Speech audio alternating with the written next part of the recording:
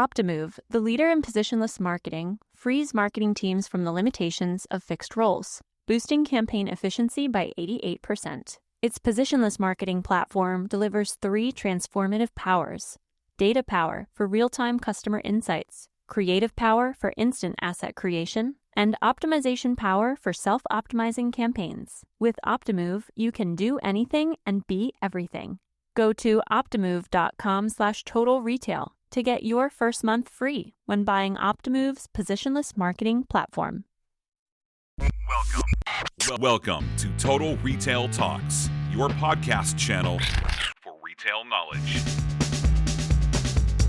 Hello, and welcome to this episode of Total Retail Talks. I'm Joe Keenan, the editor-in-chief of Total Retail, and I'm pleased to be joined on today's episode by Paul Weingard, who is the president and CEO of Schylling.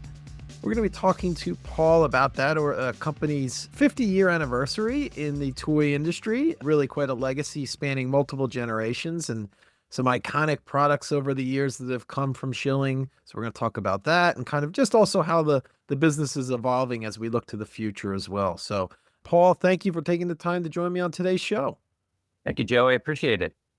I'd like to get us started by having you give a little bit of an overview for our audience about the Schylling business for those that might not yet be familiar with the company. Great. Well, Schylling is, as you mentioned, celebrating our 50th anniversary this year. A lot has changed in the toy industry in 50 years, and a lot has changed at Schylling. But at our heart, the company was really founded servicing independent retailers, those small mom and pop shops, toy and gift shops. And, going back 50 years ago, the landscape was, a lot more full of those small shops than it is today, but there still continue to be an important part of our business. And, that's where our roots were, servicing those small shops. Over the years, we've grown and, both throughout the U.S. and also internationally. And today, at 50 years old, we're of course quite a bit larger. We're still a moderate-sized company servicing those independent retailers, but also large retailers, national retailers, as well as e-commerce and a lot of international partners distributing for us around the world. So direct to consumer, to the e-commerce piece is selling product directly to consumers from your Schylling website. That's correct. On our website and other e-commerce platforms, we really cover, for a company of our size, we cover the retail landscape very thoroughly, from places you would expect to see toys to retailers that aren't necessarily known for the toys, and we just find products that fit well in those retail environments. Yeah, that's a great point, and thank you for that context. I also, when I have guests on, I like to learn a little bit more about the person themselves. You've been at Schylling, for nearly 18 years, so quite a run with the company. Tell me a little bit about what it is about Schylling that's made you want to stay for such a long time, and now as president and CEO, kind of leading the organization. Well, that's a great question. My background is product design. I'm a toy designer at heart, and that's what I kind of came to this business for. I've been in the toy industry since 1983, so always really on the creative end of the business. I came to Schylling about 18 years ago to work with the Schylling brothers and really helped to build out their product development and operations capabilities at that time. And my interest in the company then is what keeps me interested today. It was a very eclectic mix of product, a lot of nostalgic product, but also the ability to create new brands and new kinds of contemporary products, sometimes often with a retro or nostalgic feel, but still thinking about classic play patterns and, traditional play. That's really what, brought me here and keeps me excited about the business. So, in my role as CEO, obviously there are all kinds of business responsibilities, but my love and passion is the product.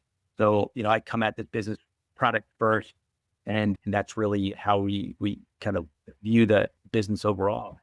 In the toy industry, product is king. Coming up with new creative ideas, driving brands forward, and in re-envisioning, especially when we look at nostalgic products, how they might, appeal to a contemporary audience without losing that heart and soul that they make them universally appealing over generation. That's kind of the magic spot that we try to fall into. And again, part of what makes this an exciting role. Yeah, and we're going to certainly talk about product. To your point, it's so so critical to the work that you're doing. Before we do that, we both have alluded to the fact that it's a milestone year at Schylling, 50 years anniversary this year. So with that in mind, and you alluded to it, that the toy industry's fast evolving, fast moving. So I'd like to get your thoughts, Paul, in terms of how you manage to balance being, staying relevant and beloved in a category that is as fast moving as toys. Right. Yeah, that's a great question. It's a complex question and one we're thinking about every day. First, we look to the products that we have, that we sell, that, and the end user, of course, ultimately being the child, and try to ensure that we're maintaining, exciting play patterns. Even a lot of classic toys might run their kind of, appeal for a generation or two, and then times change and they're not as appealing given the current, atmosphere. So that's something we're always looking at, testing with children, getting products in front of them, thinking about talking to retailers as well as parents. So it's really an ongoing process of taking those nostalgic kind of items and ensuring that aesthetically, from a play pattern standpoint, from a marketing positioning standpoint, they're still relevant to today's audience. And some products, as I say, do run their course over time, new generation, and it's not maybe lost its appeal. But most of the products that we sell, those real classics, have stood the test of time, many generations. And that's one of the strengths of a product line with those classic items. And we're going to talk those classic items. I just have a quick follow-up because I think you raised an interesting note there in that answer, Paul, in terms of the end user of your product, as you mentioned, is going to be children, right? It's going to be kids. But obviously, you're marketing and you're selling to parents, grandparents, the adults in the children's lives. So how do you kind of balance that as you think about feedback from from whether it's marketing or, how you're merchandising your sites, and thinking about the experience for the end user, the child, but also, the person that's going to ultimately be purchasing the item is going to be the adult? Well, it's actually a challenge because we have three gatekeepers to get to the end user, right? We've got the retailer in many cases. Yep. We have the parent or the consumer purchaser, and then ultimately we have the child. So at each level, certainly with the retailer or the parent, they need to believe that their child is going to love this toy. They're going to want to play with it. With nostalgic products, I think there's a powerful tool, which is parents might have fond memories of their childhood. And that's an experience they want their own child to have. So we really draw on those kinds of, nostalgic memories, that powerful force. And it doesn't take much encouragement for a parent to, think back in those happy days of childhood playing with toys. And so that's probably the easiest path we have to, I'll say, market, but really it's just, ensuring that those parents see those, those values, those play values, and we strike those chords. We just have to remind them of the fun they had in the past. So I want to talk about some of the product. So iconic products from Schylling include Big Wheel, Nido. There's others I could talk about. So you've had a number of iconic products. How do you've mentioned the word nostalgia a couple times, and I think I'm going to follow up there. How do you balance that nostalgia with some of those products that have spanned generations, to your point, with also remaining cutting edge and being innovative when developing new product? You have that background in product design. So love to get your thoughts there, Paul. Well, if you look at two of the brands you mentioned, Big Wheel, which is a classic and beloved brand, and Nido, which is about a 10-year-old brand that we created at Schylling here, and two very different kinds of product lines. Nido was designed with a kind of a graphic approach that goes back to maybe the early 70s. And, we like to look at vintage graphics when we create new products. But the essence of the Nido line is really kind of rooted in a contemporary tactile fidget sensory category, which has in recent years just had, phenomenal growth. And although if we look back over, numerous generations, there were other kind of related play patterns, stress balls and other kind of squeeze toys, really contemporary materials and approach to creating those kinds of products married with a little bit of a nostalgic aesthetic is really where we find, the standout appeal of our products is rooted. And now it's just kind of keeping that very current and contemporary with the audience, which has been tremendous for Nito, especially in the last few years. It's just had phenomenal growth. When we look at a line like Big Wheel, that has extremely strong nostalgic memories. Many adults, some of their strongest childhood memories are their first time on a big wheel. And that product, it really empowered young children when they sit on a big wheel. They feel like they're on a motorcycle or able to reach high speeds and spin out. And it's both a great kind of, physical ride on, but as well as it strikes the imagination for young children. So with those two different brands, kind of comparing them, Nito is about tapping into the very contemporary kind of tactile sensory play, where the Big Wheel brand tends to rely more on tapping into those nostalgic, memories, and then ensuring that the products are, appropriate for today's market with safety changes in safety requirements, with different merchandising requirements. We have to be, very aware in designing products to meet today's requirements while retaining the spirit of those classic, products from the past. I want to talk a little bit about the evolution of, as you think back when you started your career to now. Obviously, we're in a digital age today, right? So, but yet Schylling has really doubled down on some of that analog sensory toys, that play that you've talked about.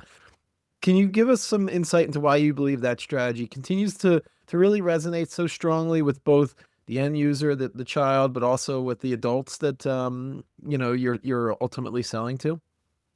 Certainly. Well, when I started in the toy industry back in '83, there was a lot of talk about age compression all the way back then.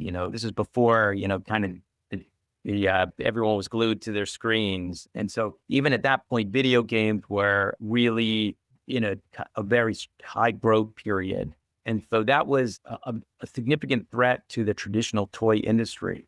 And then every year since then, we've seen these threats of, the digital encroachment and screens occupying children's time. And of course, this is all true. But I think now more than ever, parents recognize that physical play is essential.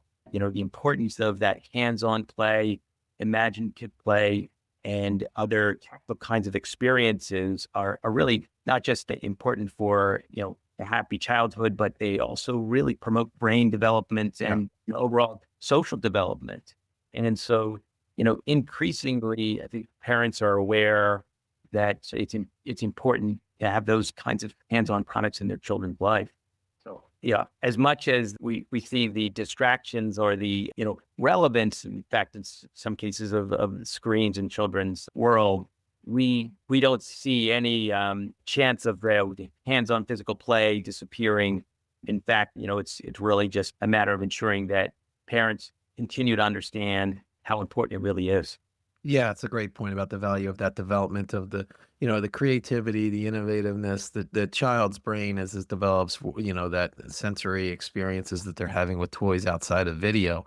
One area we haven't talked about, and I'm interested to see how it might be impacting Schilling's business, is this idea of the kidult, right? And adults kind of capitalizing on the surge of being collectors of toys and sensory seeking consumers, more and more adults potentially becoming part of the customer set for Schylling. Tell us a little bit about how you view that trend and maybe how you're addressing it. Well, that the kidult has been a segment of the business of the toy industry that's been emerging for many years now. I think collecting for adults toy collecting, went from maybe a fringe kind of concept to very mainstream. It's very common and quite almost universal for adults to have toys on their desk or, even toy collections at home. We don't necessarily direct our products toward the adult consumer, if you will, but we just think about the audience overall, try to create products that have, universal play patterns. And many of our classic toys get purchased by adults. It's not uncommon for us to get fan letters for something like the paddle ball, right? Kind of a classic product. But again, those are products that will appeal to adults. Our Nito line really spans a very broad demographic. Right now we get fan letters, handwritten letters is pretty remarkable from really adults, children, college students. It really takes a slice of a broad slice of the market. And I think it comes back to kind of the universal aspect of hands-on tactile experiences, especially in our highly digitized environment. People are sitting stuck on their screens, working, going to school, and there's always that need for, hands-on physical experiences. So a lot of what we do is create an opportunity to, in a way, kind of counteract all of that screen time and sedentary experiences with something that, stimulates the mind. Mm-hmm. Do you see a number of your classic products as they think about the kidult kind of segment of the industry? Particularly, I'm thinking across online marketplaces where it's kind of the collector mindset. They're searching these marketplaces. Is that really where you're seeing that commerce happening?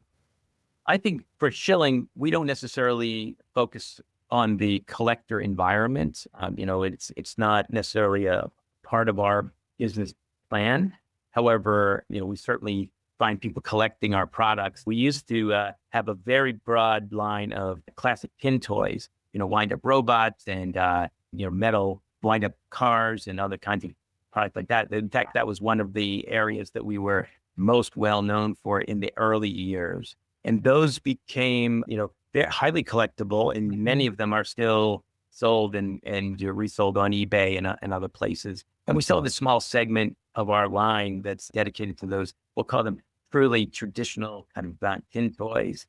And I look at that as kind of one slice of the collector market, and maybe one of the older, or earliest points of the adult experience. People started collecting those toys, really around 50 years ago in seriousness. And that's one of the roots of the Schylling business.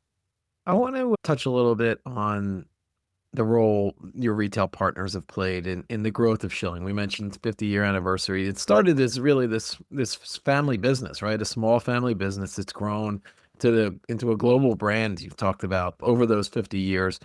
Talk a little bit about, as the business has scaled, the role that retail partnerships have played in that. Well, it's important for the Schylling business to stay still very close to those independent retailers.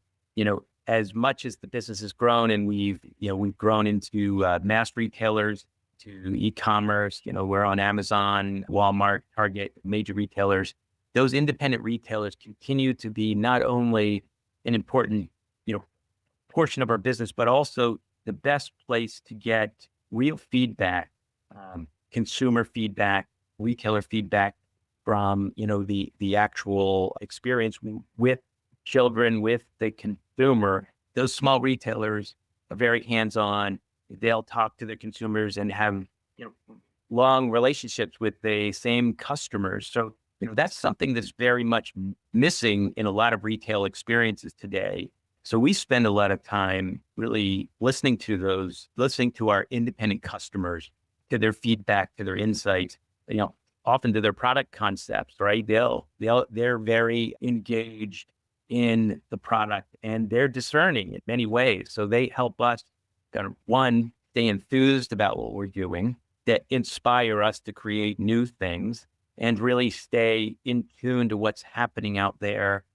I'll say on a micro level with anecdotes and experiences that are real world and frankly difficult to get from, mass retail experiences. So that's been really beneficial. Yeah, I was going to say, it's kind of like, they're kind of your eyes and ears. They're providing almost market research for you, right? Because they have, those smaller toy shops that are in local communities have those, fair to say, the closer, potentially, they've been serving the same customers for years and years. And so they have a really good understanding of consumer behavior, what the product designs. So you're kind of collecting that feedback and integrating it into what you're thinking about going forward. Absolutely. Absolutely. And, there also often are, first indicators of a successful product or a product that isn't as strong, right? Because just many of them are very good merchants. They can see a good toy or a great toy almost at, first presentation, as opposed to, waiting for, sales results to come in. So we find that those early indicators help us really anticipate and plan where we're going to see success with products. My final question for you, Paul, we've reflected a lot on, the 50-year anniversary of Schylling, but, I'd like to look ahead a little bit now. And I want to get your take on kind of the growth opportunities that you're most excited about for the next 50 years of Schylling. What are some of the things that you're targeting? Well, that's a great question. That's the most exciting part of what we do here is kind of looking to the future and imagining new products and new categories of products. We're in an interesting position at Schylling because we have the readiness and the team to create new brands and launch new brands. And I think the willingness to persevere with something as it grows from maybe a single item or a small line into something much more significant, similar to what we've done with Nido. In the toy industry today, it's very difficult to launch new brands and new products. So as we look to the future, that's really our number one goal for growth is just generating new ideas, getting fresh product out on the market and trying different things, right? Not, of course, we'll continue to support the brands that we have and develop them further, and kind of growing with the audience. But ultimately, our goal is to create fresh, entirely new concepts. And, often looking back to those classic play patterns as inspiration, because those play patterns are quite universal. But how can we take a classic play pattern and reinvent it for a new era, a new audience with, sometimes maybe new materials, new aesthetic outlook, and a whole new positioning? So I want to take the opportunity to thank Paul Weingard, who is the president and CEO of Schylling, for joining us on this episode of Total Retail Talks. We've obviously discussed Skylling's position in the toy industry as a leader, celebrating its 50th anniversary, but also some of the great things to come from the brand and what to look out for. So, Paul, thanks for taking the time. I really enjoyed the conversation.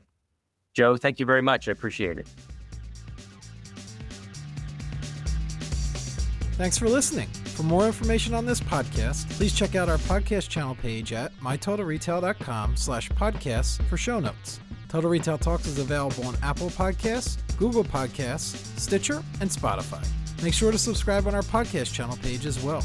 If you've enjoyed this episode, please take a few moments to rate and review this podcast. Thanks, and until next time, this has been Total Retail Talks. Optimove, the leader in positionless marketing, empowers marketers to instantly deliver real-time personalization. Boosting campaign efficiency by 88%, it allows marketers to do anything and be everything. Go to optimove.com/total retail to get your first month free when buying Optimove's positionless marketing platform.